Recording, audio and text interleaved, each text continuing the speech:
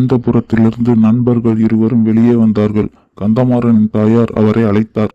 வந்தியத்தேவா, இங்கே இரு, இதோ வந்து விடுகிறேன் என்று சொல்லிவிட்டு கந்தமாறன் உள்ளே போனார். பெண்களின் குரல்கள் பல சேர்ந்தால் போல் அடுத்தடுத்த கேள்விகள் கேட்டது. கந்தமாறன் தருமாறி பதில் கூறியதும் வந்தியத்தேவன் காதில் விழுந்தது. பின்னர் அந்த பெண்கள் கலகலவென சிரித்தார்கள். தன்னை பற்றிதான் அவ்விதம் அவர்கள் கேலி செய்து சிரிக்கிறார்கள் என எண்ணிய வந்தியத்தேவனுக்கு வெட்கமும் கோபமும் வந்தது. கந்தமாறன் வெளியே வந்ததும் வந்தியத்தேவன் கையை பிடித்து அழைத்து போனார். மாறா, என்னை அந்தப்புற வாசலில் நிறுத்தி நீ மறுபடியும் உள்ளே போன போது ஒரே சிரிப்பும் குதூகலமாயிருந்ததே, என்ன விஷயம்? உன்னுடைய சிநேகிதனை பார்த்ததில் அவர்களுக்கு அவ்வளவு மகிழ்ச்சியா என்று கேட்டார் வந்தியத்தேவன். உன்னை பார்த்ததில் அவர்களுக்கு சந்தோஷம்தான். ஆனால் உன்னை குறித்து அவர்கள் சிரிக்கவில்லை. பழுவேட்டரையர் இருக்கிறார் அல்லவா? இத்தனை வயதுக்கு பிறகு அவர் புதிதாக ஒரு இளம்பெண்ணை கல்யாணம் செய்திருக்கிறார். மூடு பல்லக்கில் வைத்து அவளை இங்கே அழைத்து வந்திருக்கிறார். ஆனால் அந்தப்புறத்துக்கு அவளை அனுப்பாமல் அவளை அவருடைய விடுதியிலேயே அடைத்து ஊட்டி வைத்திருக்கிறாராம். வேலைக்கார பெண் அவளை பார்த்துவிட்டு வர்ணித்தாளாம்.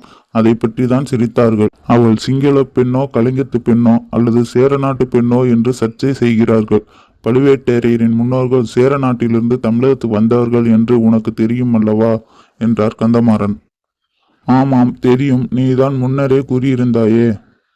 அவர்களுக்கு திருமணமாகி எத்தனை வருடங்கள் ஆகியிருக்கும் என கேட்டார் வந்தியத்தேவன். 2 ஆண்டுகள் தான் இருக்கும். திருமணம் செய்து கொண்டதிலிருந்து அப்பெண்ணை சிறிது நேரம் கூட தனியாக விடுவதில்லையாம். எங்கே போனாலும் பல்லக்கில் கூடவே அழைத்து போகிறார். ஒரு குறிப்பிட்ட வயதை தாண்டியவர்களுக்கு இந்த மாதிரி பெண் மீது சபலம் ஏற்பட்டால் எல்லோருக்கும் சிறிது இலக்காரமாகத்தானே இருக்கும் என்றார் கந்தமாறன். காரணம் அது ஒன்றும் இல்லை.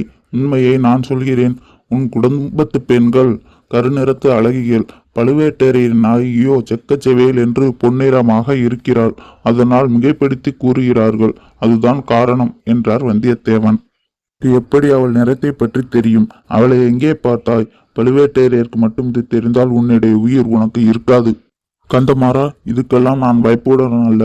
அதுவும் உனக்கு தெரியும். நான் வீரநாராயணபுரத்தில் பரிவாரங்களுடன் பழுவேட்டரையரும் பல்லக்கும் வந்தன. அப்போது சாலை ஓரமாக நின்று பார்த்தேன். மூடுபள்ளிக்கில் திரையை ஒரு கை விலக்கியது. விலக்கிய திரையில் முகமும் தெரிந்தது. முகமும் நல்ல பொன்னிறமாக இருந்தன. அவ்வளவுதான் நான் பார்த்ததெல்லாம். நீ இப்போது சொன்னதிலிருந்து அந்த பெண் தான் பழுவேட்டரையர் நாயகி என்று ஊகித்து கொண்டேன்.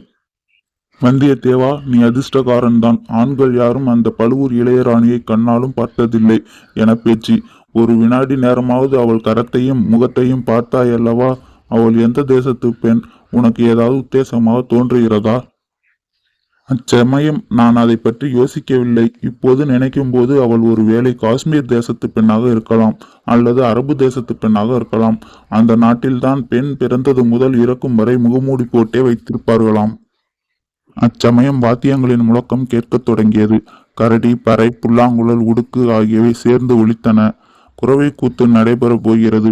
ஆரம்ப முழக்கம் இது. குறவை கூத்து பார்க்க விரும்புகிறாயா? உணவு அருந்துவிட்டு நிம்மதியாக படுத்து தூங்குகிறாயா என்று கேட்டார் கந்தமாறன். ஆழ்வார்க்கடியான் குறவை கூத்து பற்றி கூறியது நினைவுக்கு வந்தது. கட்டாயம் குறவை கூத்து பார்க்க வேண்டும் என்று. வா, போகலாம் என்றார் வந்தியத்தேவன். சிறிது தூரம் சென்றதும் குறவை கூத்து மேடை கண்களுக்கு தெரிந்தது. சபை கூட தொடங்கியது. குறவை கூத்து ஆடும் பெண்கள் 9 பேர் மேடை ஏறினார்கள். அவர்கள் முருகனின் புகழையும் வீரத்தையும் பாடினார்கள். ஆடலும் பாடலும் பறை ஒலிகளும் அங்கு கூடியிருந்தவர்களை பரவசப்படுத்தின. அது முடிந்தது. தேவராளன் தேவராட்டி வேலாட்டம் ஆடுவதற்காக மேடை ஏறினார்கள். அவர்கள் இரத்த சிவப்பாக ஆடை உடுத்தி இருந்தனர். நெற்றியில் குங்குமத்தை அப்பிக்கொண்டிருந்தனர். கண்கள் கோவை பழம் போல் சிவப்பாக காட்சியளித்தது. முதலில் சாந்தமாகவே ஆட்டம் ஆரம்பித்தது. நேரம் ஆக ஆக ஆட்டத்தில் வெறி மிகுந்தது. தேவராட்டி வேலை எடுத்து கொண்டதும் தேவராளன் அவன் கையில் உள்ள வேலை ஆக்ரோஷமாக பிடுங்கினான். தேவராட்டி அஞ்சியபடியே மேடையை விட்டு இறங்கிவிட்டாள். மற்ற வாத்தியங்களின் முழக்கம் நின்று விட்டன. உடுக்கையின் சத்தம் மட்டும் கேட்டது. ஆவேசம் வந்து ஆடிய தேவராளனை பார்த்து, மழை பெய்யுமா? நாடு செழிக்குமா? நினைத்த காரியம் கைகூடுமா என்று பூசாரி கேட்டார். அனைத்தும் நடக்கும். ஆனால் என் அன்னைக்கு நீங்கள் பூஜை போட துர்க்கைக்கும் பத்ரகாளிக்கும் எதுவும் செய்யவில்லை. அவள் பலி என்ன பலி வேண்டும் என்று பூசாரி ஆயிரங்கால அரசர் குலத்து ரத்தம் கேட்கிறாள் என மிகுந்த ஆவேசத்துடன் கூறினார் தேவராளன். சபைக்கு முன்னால் அமர்ந்திருந்த பிரமுகர்கள் ஒருவருக்கொருவர் பார்த்து பேசிக்கொண்டனர். பூசாரியை பார்த்து சைகை செய்தனர். பூசாரி உடுக்கை அடிப்பதை நிறுத்தினார். வெறியாட்டம் ஆடிய தேவராளன் அடியற்ற மரம் போல் மேடை மீது விழுந்தார். தேவராட்டி ஓடி வந்து அவரை தூக்கிச் சென்றார். அத்துடன் சபை கலைந்தது. வெளியில் வந்த வந்தியத்தேவனுக்கு நரிகள் ஊளையிடும் சத்தம் கேட்டது. அந்த திசையை நோக்கி பார்த்தார். அந்த மாளிகையில் சுவர் மீது ஒரு தலை தெரிந்தது. ஆழ்வார்க்கடியானின் தலையை வெட்டி வைத்தது போல் ஒரு பிரமை உண்டாயிற்று. கண்ணை மூடி திறந்து பார்த்தபோது அந்த தலை காணவில்லை. ஆனால் அதுவரை இல்லாத புது உணர்வுகள் அவர் உள்ளத்தை கலங்கச் செய்தது. குறவை கூத்து பின்னர் விருந்து நடைபெற்றது. வந்தியத்தேவனுக்கோ விருந்து ருசிக்கவில்லை. அவர் உடம்பு களைத்திருந்தது, உள்ளம் கலங்கியிருந்தது. ஆனால் நண்பன் கந்தமாறன் அங்கு வந்திருந்த விருந்தாளிகளை அறிமுகப்படுத்திக் கொண்டிருந்தார். பழுவேட்டரையர் சம்புவரையர் தவிர அங்கே மலப்பாடி தென்னவன் மலவரையர், குன்றத்தூர் பெருநிலக்கார், மும்முடி பல்லவரையர், தான்தொங்கி கலிங்கராயர், வணங்காமுடி முனையரையர், சேனாதிபதி பூவரையர், அஞ்சாத சிங்கமுத்தரையர், இரட்டை கூட ராஜாளியார், மலை பெருநில வேளார் தன் நண்பனுடைய காதோடு சொல்லி பிறர் அறியாதபடி சுட்டி காட்டினார் கந்தமாறன். இவர்கள் அனைவரும் ஒன்று சேர்ந்து காணக்கூடியவர்கள் அல்ல. அநேகமாக ஒவ்வொருவரும் குறுநில மன்னர்கள் அல்லது குறுநில மன்னர்களுக்குரிய மரியாதையை தங்கள் வீரச் செயல்களினால் அடைந்தவர்கள். ராஜா அல்லது அரசர் என்பது மருவி அக்காலத்தில் அரையர் என்று வழங்கி வந்தது. சிற்றரசர்களும் சிற்றரசர்களுக்கு சமமான சிறப்பு வாய்ந்தவர்களுக்கும் அவர்களுடைய ஊரை மட்டும் கூறி அரையர் என்று சேர்த்து சொல்லும் மரபும் இருந்தது. இவ்வளவு முக்கியமான சோழ சாம்ராஜ்ய பிரமுகர்கள் எல்லோரையும் ஓரிடத்தில் பார்த்தது பற்றி வந்தியத்தேவன் மகிழ்ச்சி கொண்டிருக்க வேண்டும். ஆனால் அவருடைய உள்ளத்தில் மகிழ்ச்சி ஏற்படவில்லை. இவ்வளவு பேரும் எதுக்காக இங்கே கூடியிருக்கிறார்கள் என்ற மனக்குழப்பத்துடனேயே வந்தியத்தேவன் தனக்கென்று கொடுத்த தனி இடத்தில் படுக்கச் சென்றார். நீ நிம்மதியாக படுத்து தூங்கு. மற்ற விருந்தாளிகளை கவனித்துவிட்டு நான் உன் பக்கமே வந்து படுத்துக் கொள்கிறேன் என்று கந்தமாறன் சொல்லிவிட்டு போனார். தேவன் படுத்த உடனேயே உடல் அசந்து போனாலும் மனக்குழப்பத்தினால் கனவு வந்தது. நரிகள் ஊளையிட்டு கொண்டே வந்தியத்தேவனை நெருங்கி வந்தன. மறுபக்கம் ஓடி தப்பிக்கலாம் என்று பார்த்தால் 100 1000 நாய்கள் ஒரே மந்தையாக குறைத்து கொண்டு பாய்ந்து ஓடி வந்தன.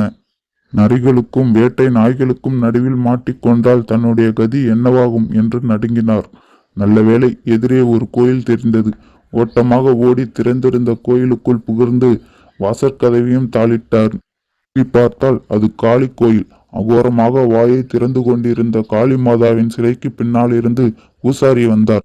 அவர் கையில் ஒரு பயங்கரமான வெட்டறிவாள் இருந்தது. வந்தாயா, வா வா என்று சொல்லிக்கொண்டு பூசாரி நெருங்கி நெருங்கி அருகில் வந்தார். நீ பிறந்த அரச குலத்தின் வரலாறு என்ன? எத்தனை ஆண்டுகளாக உன் குலத்தினர் அரசு புரிகின்றனர்? உண்மையை சொல் என்று பூசாரி கேட்டார். வானர் குலத்து வல்லவரையர் 300 ஆண்டுகள் அரசு புரிந்தவர்.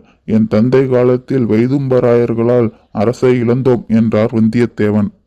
அப்படியானால் நீ தகுந்த பலி அல்ல, ஓடிப்போ என்றார் பூசாரி. திடீரென்று காளிமாதாவின் இடத்தில் கண்ணன் காட்சியளித்தார். கண்ணன் சன்னதியில் 2 பெண்கள் கையில் பூமாலையுடன் ஆண்டாள் பாசுரம் பாடிக்கொண்டு வந்து நடனம் ஆடினார்கள். அவனுக்கு பின்புறத்தில் கண்டோம் கண்டோம் கண்ணுக்கினிய கண்டோம் என்ற பாடலை கேட்டு திரும்பி பார்த்தார் வந்தியத்தேவன். ஆழ்வார்க்கடியானுடைய தலை மட்டும் பாடியது. அந்த தலை மட்டும் பலிபீடத்தில் வைக்கப்பட்டிருந்தது.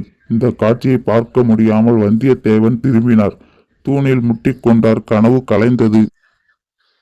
கண்ணை திறந்து பார்த்தபோது அவன் படுத்திருந்த இடத்துக்கு எதிரே மாளிகையின் சுவரில் மேலே ஒரு தலை தெரிந்தது. அது ஆழ்வார்க்கடியான் நம்பியின் தலைதான். அது கனவல்ல, பிரம்மையும் அல்ல. எவ்வளவு நேரமானாலும் அந்த தலை அங்கேயே இருந்தது. அது ஆழ்வார்க்கடியான் தான். அவ்வளவு நேரம் என்னத்தை உற்று பார்த்து கொண்டிருக்கிறார்? ஆழ்வார்க்கடியான் நல்ல நோக்கத்துடன் அங்கு வந்திருக்க முடியாது. தீய செயல் புரிவதற்கே வந்திருக்கான். தீச்செயல் புரியாமல் தடுப்பது தன் கடமை அல்லவா? ஒருவேளை உணவு அளித்தவர்களின் வீட்டுக்கு நேரக்கூடிய தீங்கை தடுக்காமல் தான் சும்மா படுத்து கொண்டிருப்பதா என்று துள்ளி எழுந்தார் வந்தியத்தேவன். ஆழ்வார்க்கடியான் தலை காணப்பட்ட திசையை நோக்கி நடந்தார். அப்போது திடீரென்று எங்கேயோ பேச்சு குரல் கேட்டது. தயங்கி நின்றார். அங்கு தூணில் மறைவாக நின்று எட்டி பார்த்தார். கீழே முற்றம் ஒன்றில் 3 பக்கம் நெடுஞ்சுவர்கள் சூழ்ந்திருந்த இடத்தில் 10-12 பேர் உட்கார்ந்திருந்தார்கள். அங்கிருந்த அனைவரும் சிற்றரசர்களும் சோழ சாம்ராஜ்ய அதிகாரிகளும் தான். அவர்கள் என்ன பேசுகிறார்கள் என்பதை தான் ஆழ்வார்க்கடியான் மதில் சுவர் மீதிலிருந்து அவ்வளவு கூர்மையாக கவனிக்கிறார். அவர் இருக்கும் இடத்திலிருந்து ஒருவாறு பார்க்க முடியும். அவர்கள் பேசுவதை கேட்க முடியும். ஆனால் அவர்களால் ஆழ்வார்க்கடியானை பார்க்க முடியாதபடி அந்த இடத்தின் அமைப்பு இருந்தது. போது நாம் ஆழ்வார்க்கடியான் இருக்கும் இடத்தை நோக்கி சென்றால் நிச்சயம் அங்கு இருக்கும் சிற்றரசர்களிடம் மாட்டிக்கொள்வோம். எதற்காக இங்கு வந்தாய் என்று கேள்வி கேட்பார்களே, பதில் சொல்ல என்ன இருக்கிறது என்று யோசித்துக் கொண்டிருக்கும் போதே அங்கு மூடு பல்லக்கு ஒன்று இருப்பதை கவனித்தார் வந்தியத்தேவன். உள்ளம் பலவாறு யோசிக்க ஆரம்பித்தது. அப்போது கூட்டத்தில் அவன் பெயர் அடிபடுவதை கேட்டு கூர்ந்து கவனித்தார். கந்தமாறா, உன்னுடைய நண்பன் எங்கு இருக்கிறான்? நாம் பேசுவது அவன் கேட்கக்கூடாது. அவன் வடதிசை மாதண்ட நாயகரின் கீழ் பணி செய்யும் ஆள். நம்முடைய திட்டம் உறுதிப்பட்டு நிறைவேறும் காலம் வரை வேறு யாருக்கும் இது பற்றி தெரியக்கூடாது. அவனுக்கு ஏதாவது தகவல் தெரிந்தால் அவன் கதையை இங்கேயே முடித்துவிட வேண்டும். இதை கேட்ட வந்தியத்தேவன் திடுக்கிட்டார். ஆனாலும் அந்த இடத்தை விட்டு நகரவில்லை. வடதிசை மாதண்ட நாயகர் யார்? சுந்தர சோழ சக்கரவர்த்தியின் மூத்த குமாரர். அடுத்தபடி சோழ சாம்ராஜ்ய சிம்மாசனம் ஏற வேண்டிய பட்டத்து இளவரசர். இவரிடம் நான் வேலை பார்ப்பதில் இவர்களுக்கு என்ன ஆட்சேபம்? அவருக்கு தெரியக்கூடாத விஷயம் இவர்கள் என்ன பேசப் போகிறார்கள் என வந்தியத்தேவன் யோசனை செய்து கொண்டிருக்கும் போதே கந்தமாறன் தன் நண்பனுக்கு பரிந்து பேசியது அவர் காதில் விழுந்தது. மேல் மாடத்து மூளை மண்டபத்தில் வந்தியத்தேவன் தூங்கிக் கொண்டிருக்கிறான். இந்த கூட்டத்தின் பேச்சு அவன் காதில் விழப்போவதில்லை. தனக்கு சம்பந்தமில்லாத காரியத்தில் அவன் தலையிடுபவனும் அல்ல. அப்படியே அவன் ஏதாவது தெரிந்து கொண்டாலும் அதனால் உங்கள் யோசனைக்கு பாதகம் ஒன்றும் நேராது. அதற்கு நான் பொறுப்பு என்றான் கந்தமாறன். அவனிடம் அவ்வளவு நம்பிக்கை இருப்பது குறித்து எனக்கு மகிழ்ச்சிதான். ஆனால் எங்களில் யாருக்கும் அவனை முன்பின் தெரியாது. ஒரு பெரிய சாம்ராஜ்யத்தின் உரிமை பற்றிய விஷயம். அஜாக்கிரதை காரணமாக ஒரு வார்த்தை வெளியில் போனாலும் அதனால் பயங்கரமான விபரீதங்கள் ஏற்படலாம். இது உங்கள் எல்லோருக்கும் நினைவிருக்க வேண்டும் என்றார் பழுவேட்டரையர்.